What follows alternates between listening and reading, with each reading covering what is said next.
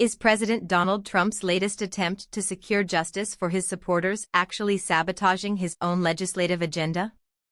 A massive $1.8 billion fund, designed to compensate those targeted by the government, has turned into a political bombshell that is currently tearing the Republican Party apart on Capitol Hill.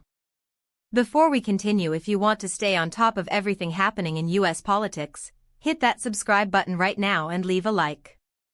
It really helps this channel grow and allows us to keep bringing you these in-depth breakdowns. So, here is exactly what is happening.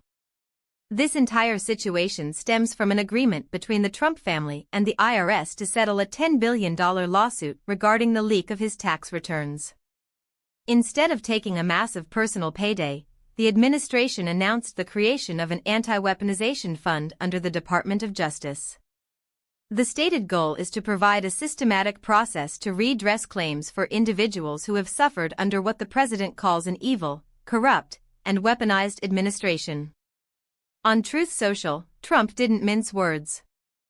He stated that he gave up a fortune to make this fund a reality, arguing that he is prioritizing justice for those who were badly abused by the government over his own personal compensation. But here is the problem. The timing and the nature of this fund have effectively derailed the Republican legislative agenda. Specifically, this fund has become a major roadblock for a massive $72 billion package that was meant to fund ICE and the Border Patrol. Republicans were in the final sprint to get this legislation onto Trump's desk by June 1st, but the announcement of this fund brought everything to a screeching halt. Senate Republicans are now in an uproar, and for good reason. They were not consulted, and they are deeply concerned about the lack of guardrails for this money. A major point of contention? Whether or not this taxpayer-funded payout could reach those convicted of assaulting police officers during the January 6th riots. Senate Majority Leader John Thune admitted that it would have been nice to have some consultation before this was rolled out. He noted that the path forward has become significantly more complicated and bumpy than anyone originally hoped. Meanwhile, across the aisle, Senate Minority Leader Chuck Schumer is leaning into the chaos. He is calling out the Republicans for fleeing Washington, claiming they are at each other's throats and have absolutely no way out of this box. What does this mean for the future of the border agenda? It means we are likely looking at a major failure in the legislative process. The Senate doesn't return until the president's deadline, and the odds of them solving this dispute in such a short window are looking incredibly slim.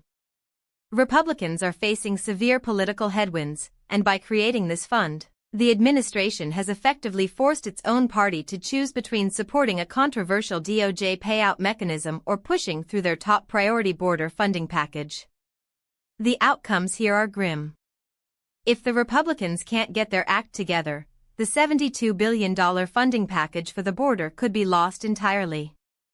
Democrats are successfully painting this as evidence of a party in total disarray, and the optics for the GOP are deteriorating by the hour.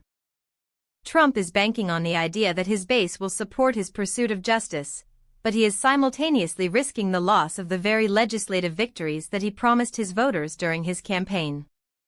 It is a high-stakes gamble that pits the president's desire for personal and administrative retribution against the logistical realities of running a government. If the party can't reconcile these two competing priorities, they are headed for a massive embarrassment just as they were supposed to be securing a landmark win.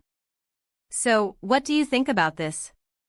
Do you believe Trump is right to prioritize this anti-weaponization fund over the immediate passage of the ICE and Border Patrol funding package? Or is this a self-inflicted wound that undermines the Republican agenda? Drop your opinion in the comments below. I read every single one. This situation is evolving by the minute, and it is clear that the divide in the Senate is only growing deeper. Whether this is a strategic move to address government corruption or a tactical misstep that will cost the GOP their momentum, one thing is certain: the tension in Washington has reached a boiling point.